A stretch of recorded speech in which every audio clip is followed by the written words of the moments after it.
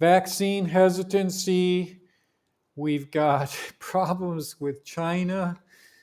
We got problems in Afghanistan. We got people starving. We got all kinds of really horrible things. And things are not so great. But let's just play some chess. We'll forget about it. And then after we concentrate for a little bit on the chess, our minds will be a little bit refreshed. And we can get back to those problems, global warming, how social media is destroying democracies. There's a lot that we should work on. But okay, after the chess, all right? Let's head on over here to Lichess. And I'm going to get the gameplay already set up. About this Twitch, I've got a lot of lurkers here tonight. I just got this message over here. My what's up? That's a really great message, instant message app. It works quite well. And my grandson tells me I've got more than, he says, 1,536 lurkers. So it's nice to be playing in such a large crowd here tonight. And let's get the show on the road. My lurkers normally show up in the last 5 seconds because they like to do some tweets. They do some Facebook action. They don't like to waste time. And then they'll show up here like the last few seconds to get the game. So here we go. That's in Lichess, you click on the little black king, that's black. The little white king, that's white. And if you click on that one, you get Lady Luck. And we'll see what she gives us tonight. If we get white, we'll play, I was going to say we'll play King's Gambit, but we're going to play this one. I call this King's Gambit reversed. A lot of other people call this the Caro-Kann defense. And it's really easy to learn. Really, really easy to learn. If they take that pawn now, you just retake with this bishop. And the queen was also threatening down there. At this point, I really should have had my bishop out here, but that's okay. We'll make out all right in any case. You're supposed to bring that white bishop out there, but if you do play everything according to the book, they have something prepared, and it's not always the easiest thing to do either. Again, and this is one reason why to keep the bishop in. The king is often exposed to some attacks on this diagonal over here. If you keep that bishop in there, it's very often helpful. So like I say, the book move is to bring the bishop out before you move this pawn up, but it works this way too. Okay, we got to, free up things. The knight can help out there quite a bit. It's not a bad place to have a knight. And if that queen goes someplace, we'll take that pawn. Okay, now he can advance if he wants to. Got to think of what to do here now. He's threatening some stuff there. Okay, let me bring this queen back. See what happens here. If he advances that pawn up again and he's not paying attention, we will. Okay, now we can bring the pawn up there. But that's not going to help us very much. We would lose him later. I don't know. We could castle the other side too if we wanted to. Maybe I just will. I'm going to castle the other side and just throw him off here a little bit. I got these two bishops over here on this side, and might not be a bad idea to do what I just did.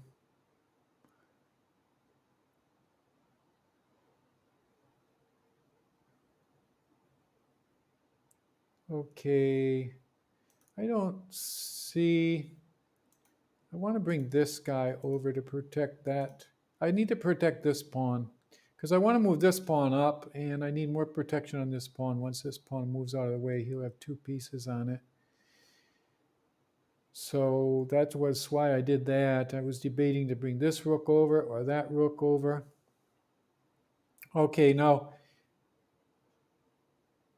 if I move that pawn up there now, I better just take that thing.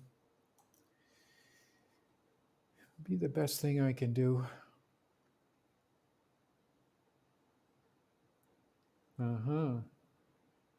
Okay, well, now I can offer a nice trade of queens. And, he's playing quite well, but I think we're a pawn ahead now.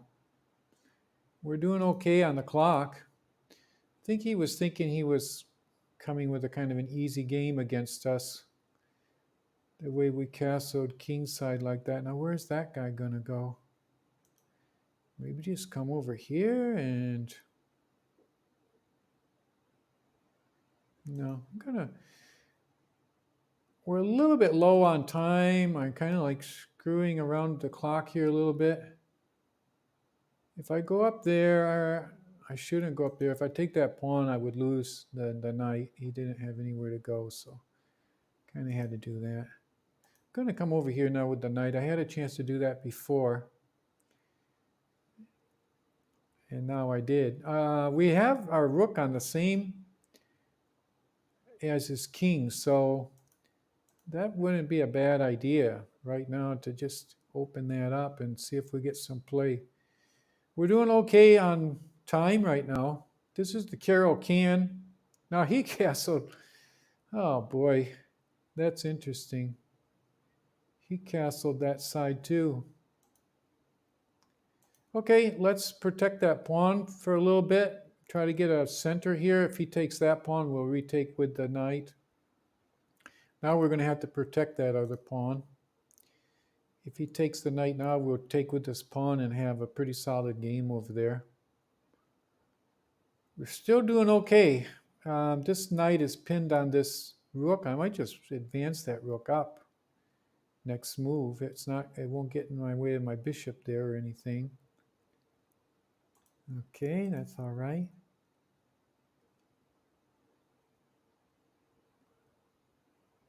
We really have to play it careful here.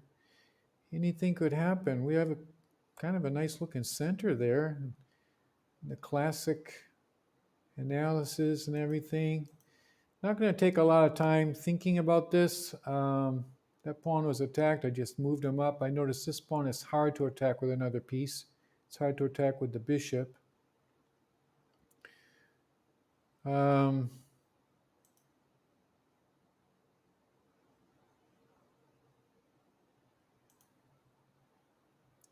Okay, that knight really can't advance anywhere without getting taken. So that's why I did that. And he has to move somewhere in order to attack that pawn, which that bishop was defending. I really don't like that knight there. I'm just going to get rid of him. Ooh, that's nice. I don't have to protect that backward pawn anymore. That's great for me. Okay, now we're just going to kind of like play the clock here a little bit. I guess I will centralize my king, bring him over here. And I'll bring my rook. I'll bring my king onto black now so he can't be harassed anymore by that ferocious bishop over there. There should be something I can do now. I'm just gonna, we're doing okay with time. If he trades, I'll get a nice rook posted on that file, which would be nice for me. I could try to advance that pawn down on black. It's not a good idea to advance those pawns too quickly is the problem.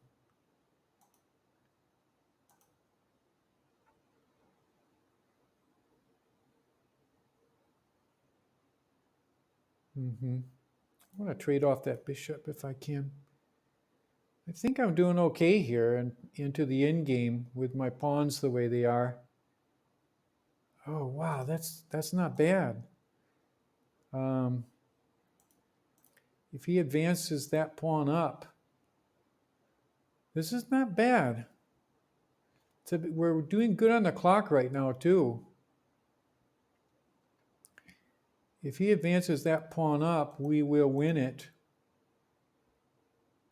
If he trades off there now,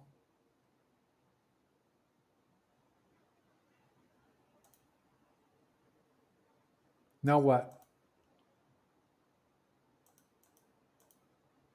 Don't know.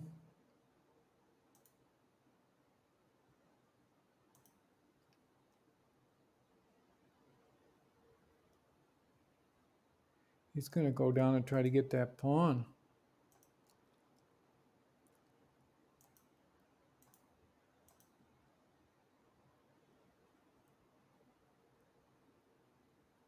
What the heck? I think we just won this game. 43 seconds against 41. He really blundered there in the end game. He was playing really good up to then, but these pawns cannot come past these pawns. And I'll just move these carefully up.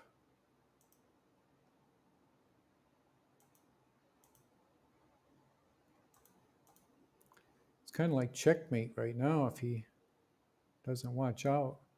Checkmating with my pawns. Okay, well, that was an instructional game. Let's go back and do a little of the Lee chess analysis. That's great about Lee chess.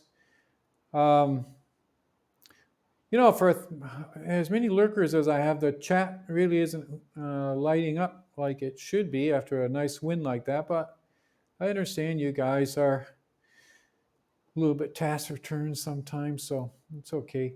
Let's go ahead and look at trying to find it here on Lee chess. I have to look and find the game analysis board. Here it is. Okay, request a game analysis. And there it's coming. Okay, you can see, we can see everything very well. Okay, let's take a look at this game analysis. And that's what's cool about Lee chess. Everything's free. You get the free chess analysis too. Black, you can see this black area down here. Anything below the bar means that black was ahead.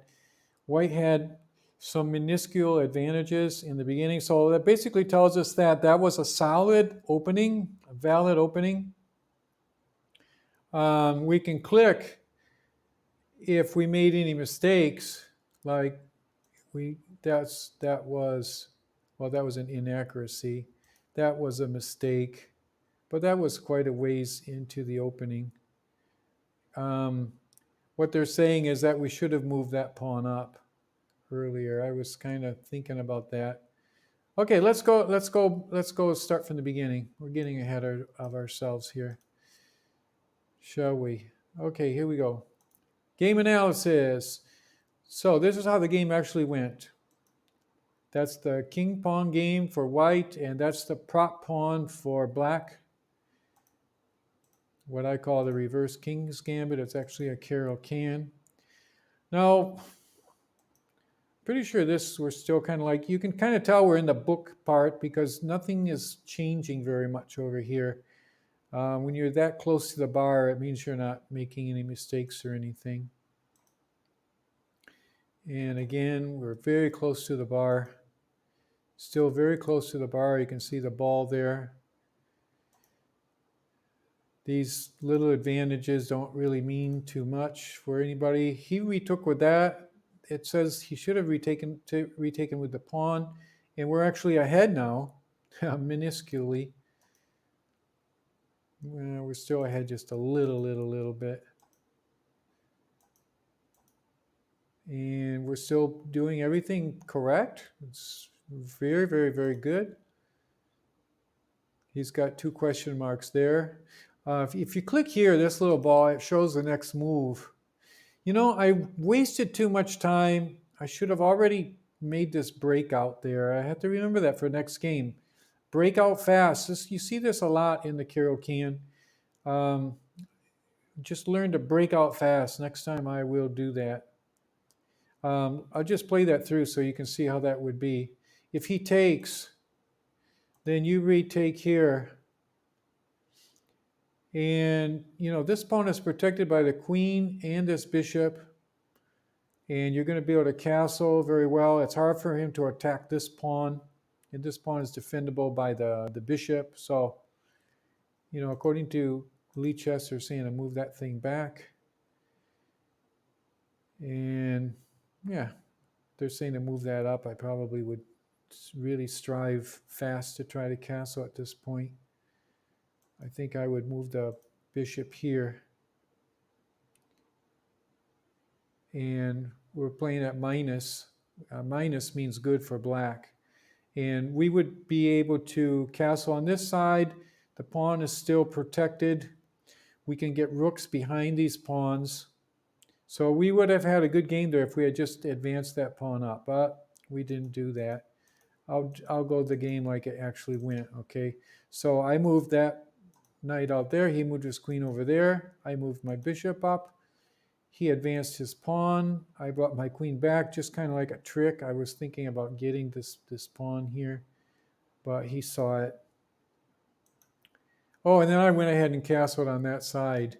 And look, the Lee Chess is giving him like this slight advantage, very, very slight advantage, because I guess there's something he can do, but it's hard for him to find exactly what to do playing at these levels that we're playing. I mean, I'm not really playing against Hikaru here.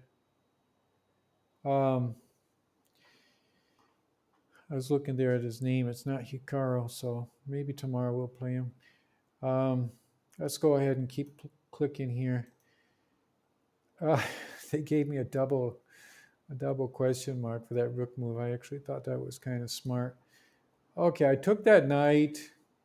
He took. I did and here you see we're doing all these trades and we're doing fine. We've got 1, 2, 3, 4, 5, 6, 7 pawns. He's only got 6. So we're a pawn ahead and we have this really nice center structure. There's very few ways he can attack us. So we basically had a winning game at this point.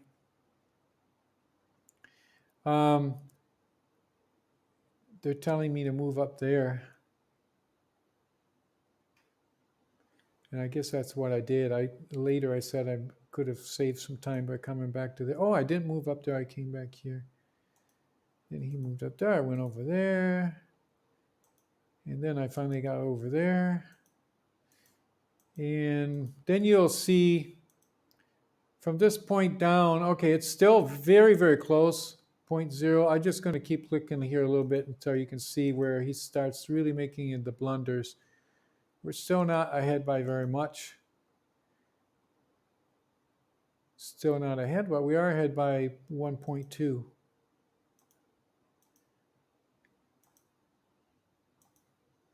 And now we're ahead by 2.2, so we are making progress. I just moved there and he did that. I was just seeing maybe he'd waste some time on his clock.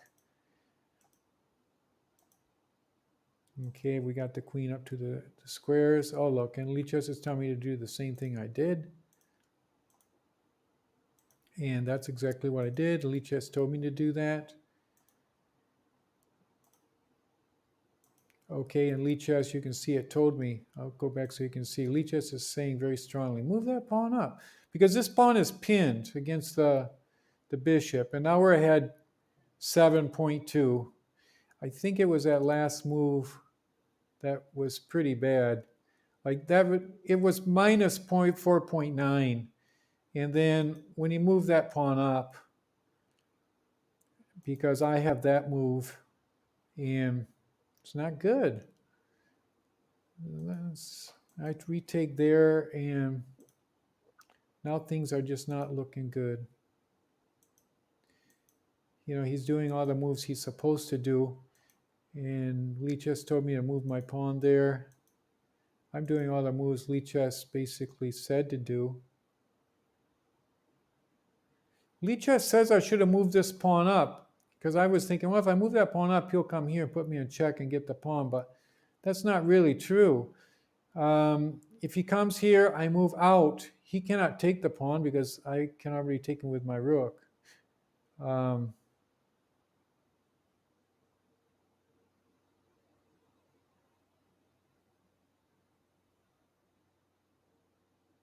this king cannot come over. If you'd like to see how that plays out, we can do that. It's kind of an interesting combination, actually. So if he goes here, the best move is over to here. And what's he going to do now? If he comes here, I just come over here so he can't check me again. And then his only saving move is there, but it doesn't save anything because I just take there, and he takes there, and I'm going to make a queen. So I guess that's basically, I mean, don't have to really analyze this anymore because at that point I was just so far ahead. Anything I do is going to win. So hope you enjoyed the game, and stick around. We're going to play another one right after this. Go ahead and give some comments. It's a lot more fun when you chat. We were chatting up a lot last night, and everybody was really enjoying that. So see you next game and talk more.